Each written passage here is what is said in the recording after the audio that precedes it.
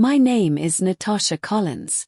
I am 33 years old, and I work as a special agent for the IRS Criminal Investigation Division in Atlanta, Georgia.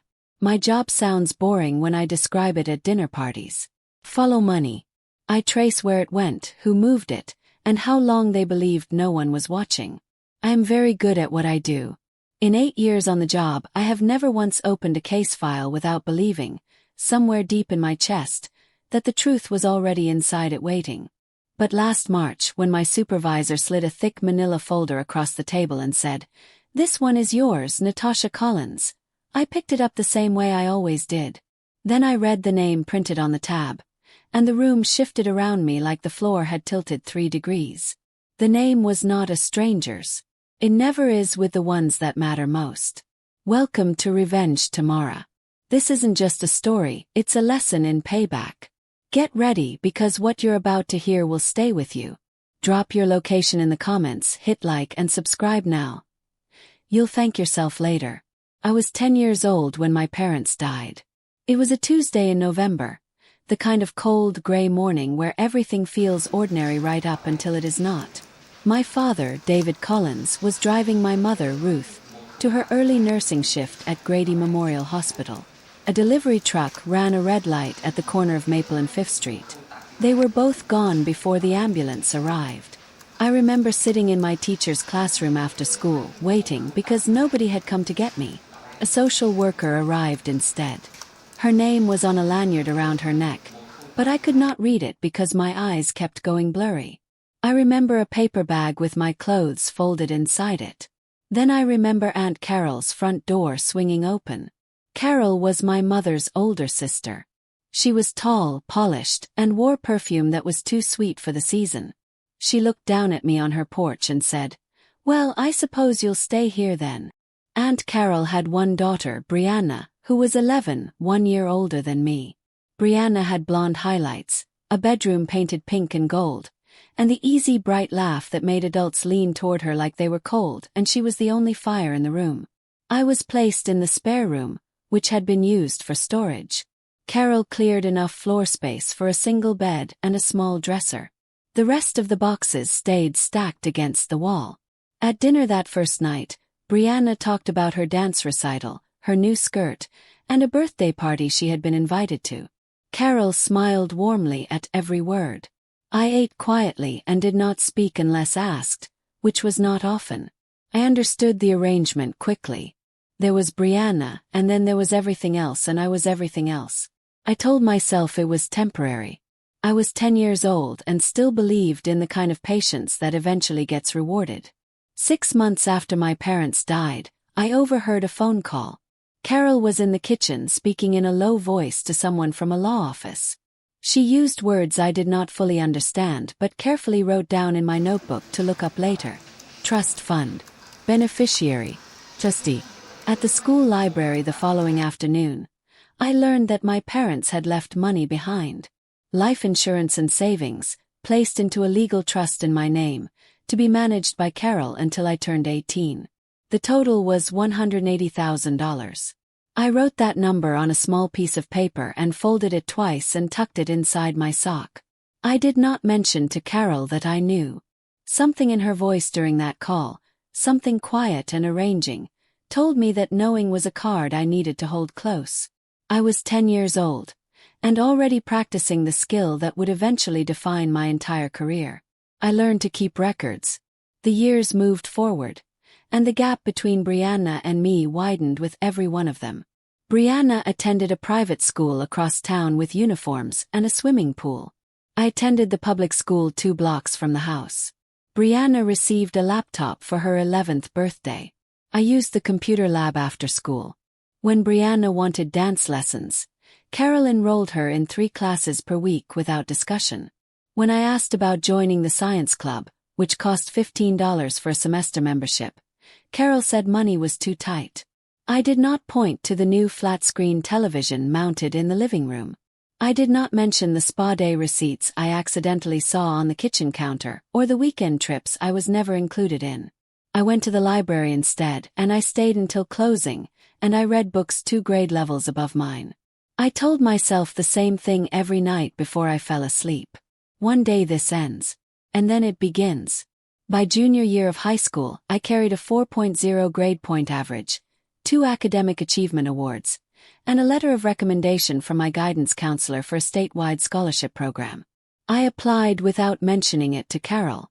I worked on essays during lunch period, after school in the library, and sometimes on the bus ride home while the city slid past the window. My English teacher, Mrs. Delgado, read every draft and returned each one covered in careful red notes. She never asked why I stayed after class so many evenings. She simply stayed too, grading papers at her desk while I revised at the table by the window. In April of junior year, a letter arrived addressed to me. A partial scholarship to Georgia State University, covering 60% of tuition, with a note about additional financial aid once my trust fund disbursement was confirmed at 18. I sat in the school bathroom and read it 4 times. I folded it carefully and walked home feeling something I had almost forgotten the name of. I told Carol about the scholarship at dinner. I slid the letter across the table and watched her face as she read it. Something moved through her expression very quickly, the way a shadow crosses a wall, fast and then gone. Brianna leaned over her mother's shoulder. "Georgia State," Brianna said, her voice flat. "That is just a state school." Carol set the letter down and pushed it back toward me without lifting her eyes. "We will see," she said. That was the complete response. No smile. No congratulations. Just 2 words and the quiet scrape of her fork. Later that evening I heard her in her bedroom on the phone. Her voice too low to understand, but the tone recognizable, the careful, arranging tone I had first heard when I was 10 years old in the hallway outside the kitchen. I pressed my back to the wall and listened to nothing. The next morning she seemed perfectly normal. Cheerful even. That frightened me more than silence would have. 3 weeks before my 18th birthday, Carol called a family meeting. I did not understand it was about me until I walked into the living room and saw my grandmother seated in the armchair, Aunt Patricia and Uncle Ray on the couch, and Carol standing by the fireplace holding a folder. Brianna stood in the corner watching me with an expression I have spent years trying to decode and still cannot. Carol opened the folder. Inside were printed bank statements with rows highlighted in yellow. She said I had been making unauthorized withdrawals from the household account for over a year. She said nearly $14,000 was unaccounted for. She placed the papers on the coffee table for everyone to examine. She said she had not wanted to believe it. She said she was heartbroken. She said I had forged her signature on a withdrawal form. She set the form on the table too. I stood in the center of that living room and felt my legs go completely, entirely cold. My grandmother looked at me from the armchair with eyes that had already finished deciding. Uncle Ray shook his head slowly. Aunt Patricia covered her mouth with one hand. I asked to see the withdrawal form. Carol slid it across. The signature looked nothing like hers, and I said so. Carol shook her head with the practiced sorrow of someone who had prepared for exactly that response. I said, "Call the bank. Ask for security footage from the date of the withdrawal." Carol said she had already spoken to the bank's account manager, who had confirmed the signature was consistent with documentation on file. I was 17. I did not know then how to challenge a bank's confirmation or where to even start. I was alone in a room full of adults who had already chosen their answer before the question was fully asked. My grandmother stood slowly and said, "Natasha, I think it is best if you make other arrangements." Other arrangements. I left that house that night with a garbage bag and the shoes on my feet. I spent the first 2 nights at Mrs. Delgado's house. She had called me after hearing from someone at school. She fed me pasta with Jared sauce and sat across from me at her small kitchen table without saying anything that sounded like pity. She just said, "What do you need right now?" I said I needed to not fall apart before graduation. She nodded like that was a perfectly reasonable answer. I finished senior year sleeping on her pull-out couch, working 14 hours a week at a grocery store 3 streets over, and showing up to school every single morning on time. At graduation, I scanned the crowd from the stage while we waited to be called forward. Carol was not there. My grandmother was not there. One of my teachers took a photograph of me in my cap and gown. I kept that photograph in my wallet for 11 years.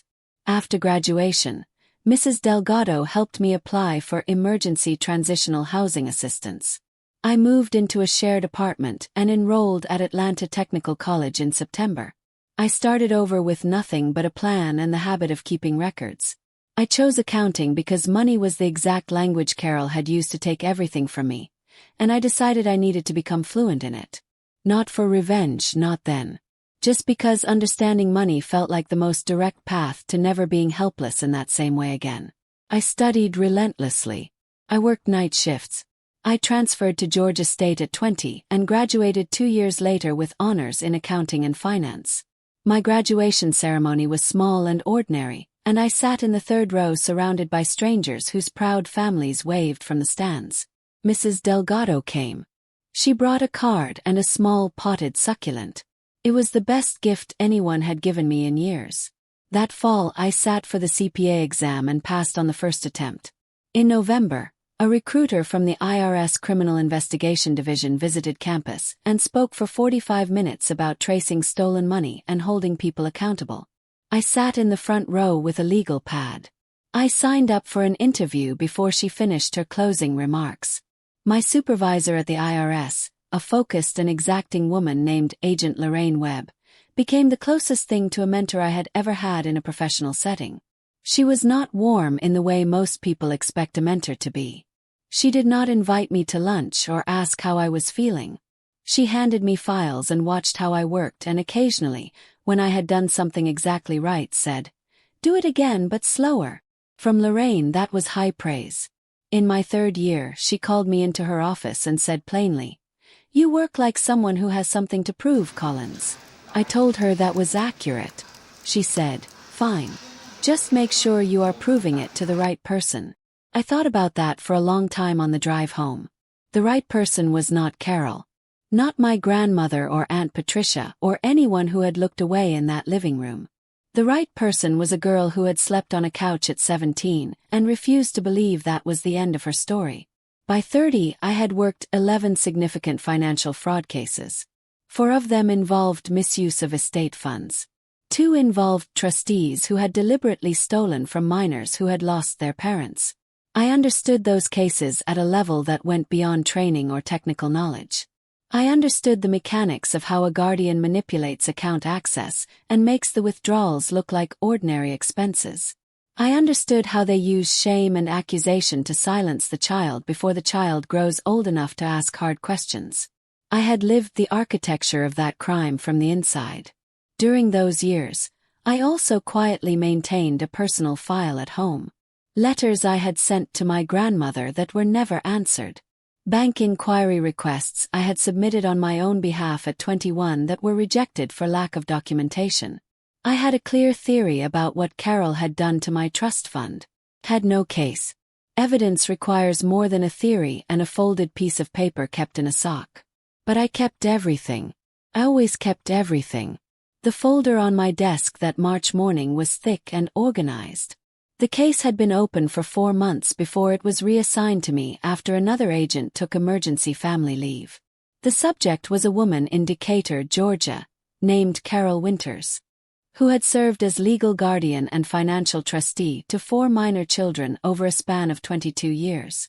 All 4 children had been minors who lost their parents. 3 of the 4 had come forward as adults reporting that they never received the trust funds their parents had legally designated for them. The amount stolen ranged from $50,000 to $210,000. The 4th individual was listed as address unknown. I read through the full case summary twice before I turned to the section listing the names of the 4 minors. I read the first 3 names carefully. Then I read the 4th. Natasha E. Collins. Address unknown. I set the folder flat on the desk and sat without moving for a very long time. By every rule in the investigator's handbook, I should have walked that case down the hall and handed it to a colleague. Conflict of interest guidelines exist for clear reasons, and I know them precisely. I spent 1 full working day sitting with that decision. Then I read the file again slowly. 3 other children. 3 other families. The same method, repeated across 2 decades, refined each time. If I handed the case to another agent, it would take months before they reached the same depth of understanding I already had from the first read-through. And Carol Winters had already stolen enough time from enough people. I went to Lorraine Webb and closed her office door and told her everything, from the paper bag and the pull-out couch to the bank inquiry letters and the personal file I had kept for over a decade. I laid it all out without emotion. Lorraine did not speak until I finished. Then she said, "You stay on the case. But you do not move without me beside you. Not once." The financial trail was not subtle once you understood the pattern. Carol had been careful, but careful in the specific way of someone who never expected to be examined by someone who already knew where to look. Each trust fund had been routed through a personal household operating account she opened within 2 months of becoming guardian to each child. Money flowed out in installments labeled as housing expenses, medical costs, and educational materials. Supporting records for those categories were either fabricated or missing entirely. Brianna's private school tuition had been paid for 9 consecutive years using funds from my trust. Brianna's car, purchased when she turned 16, had been bought with money belonging to a boy named Elias, whose parents had died in a factory accident when he was 7 years old. I did not feel satisfaction reading that. Felt precise. There is a difference. Satisfaction is warm and personal. Precision is steady and useful. I needed to be useful. I built a full financial timeline going back to 1999 and covered an entire wall with printed statements and red string. I drove to Decatur on a Wednesday morning. I parked 2 blocks from Carol's house and sat in the car for 20 minutes looking at the street. The house had new shutters.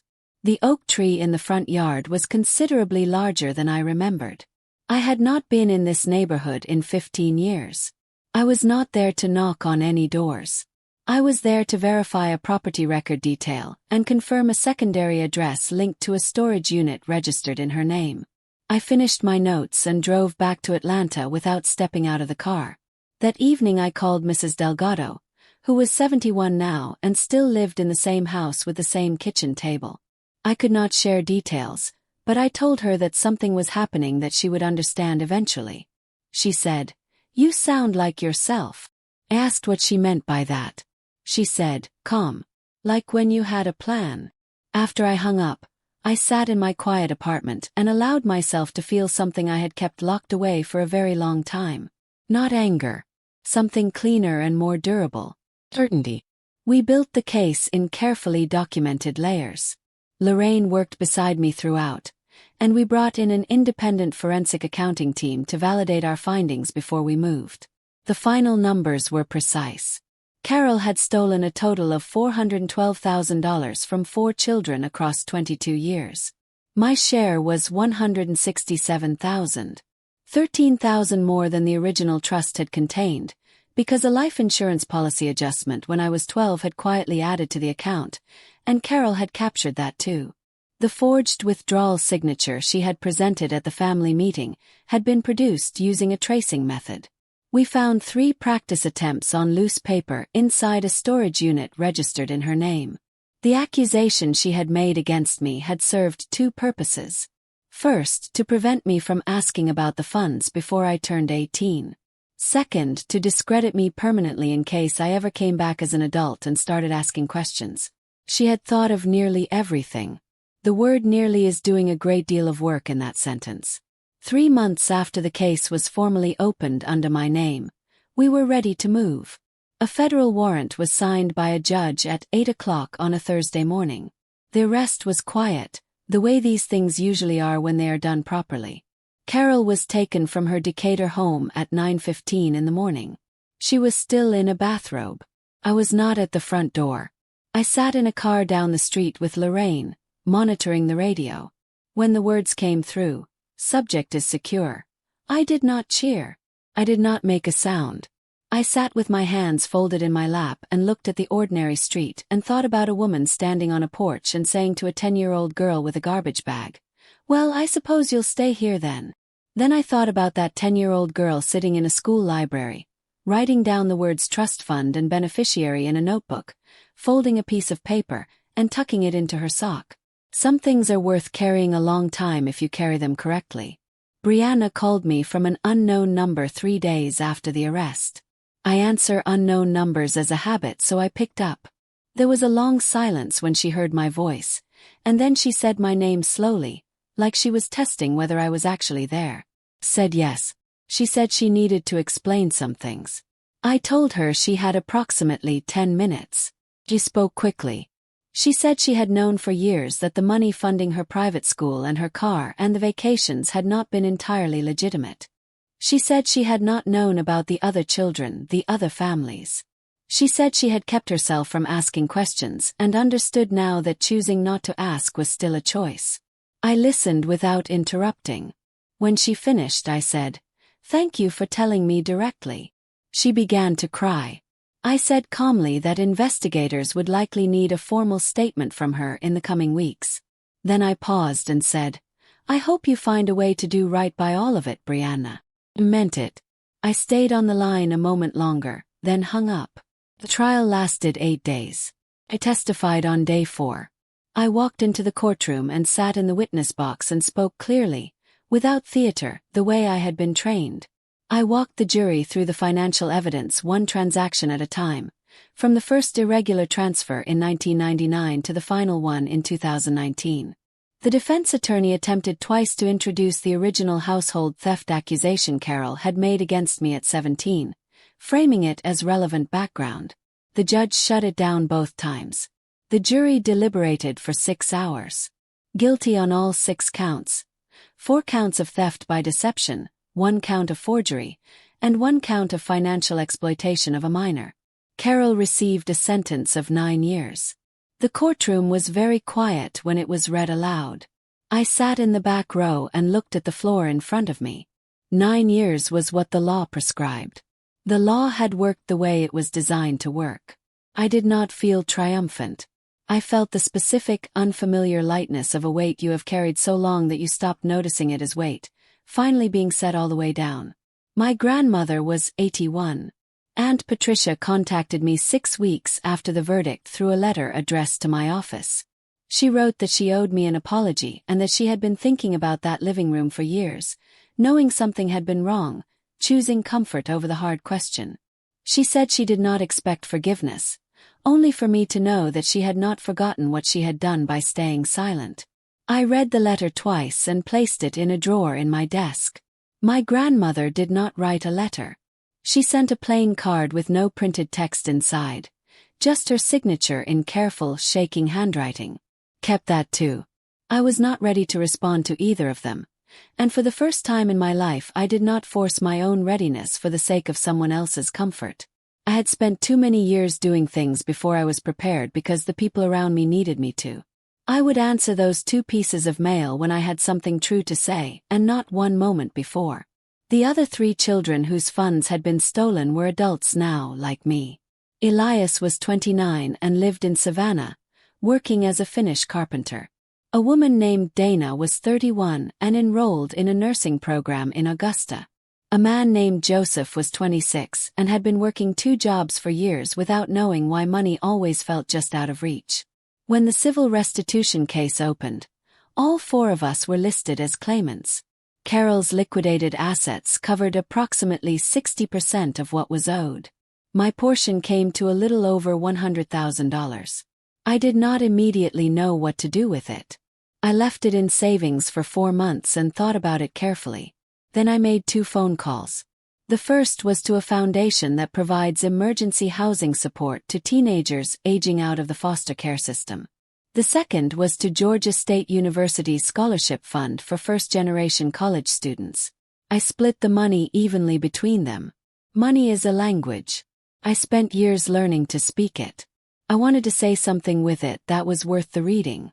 Mrs. Delgado cried when I sat across from her at her kitchen table and told her everything from the beginning all the way to the end. It was the same table where she had fed me pasta at 17 and asked what I needed without making me feel small for needing it. She put her hand over mine when I finished and did not speak for a full minute. Then she said, "Your mother would have been so proud of you, Natasha." I could not respond to that for a while. My mother had worked early hospital shifts and kept her hair in a long braid and smelled like coffee and something faintly floral. My father had liked crossword puzzles and kept a terrible joke book in the car's glove compartment. They had left me everything they had saved. Carol had taken the money. But my parents had also left me something else, something that could not be highlighted on a bank statement or locked in a manila folder. The kind of stubborn, quiet dedication that gets up every morning and goes back to work. That part Carol had never found and never touched. I still work in Atlanta. My desk has 3 open files on it today and a photograph tucked into the bottom right corner of the frame. It is me in a cap and gown at Georgia State, squinting into the sun, holding a diploma, standing next to Mrs. Delgado, who is smiling so widely that her eyes have nearly disappeared. She looks like she built the whole thing herself. That is not entirely inaccurate. Some nights I think about the girl who stood in her aunt's living room at 17 and said, clearly and without trembling, "That is not true," while every adult in the room had already chosen a different answer. She could not prove the truth that day. She needed years and training and a file folder that found its way to her desk at precisely the right moment. But she kept every record. She never threw away a single letter. She never allowed herself to believe that a wrong stayed buried just because no one was currently digging. I was that girl. I am still that girl every day. The difference is that now I am also the one who decides what happens to the evidence.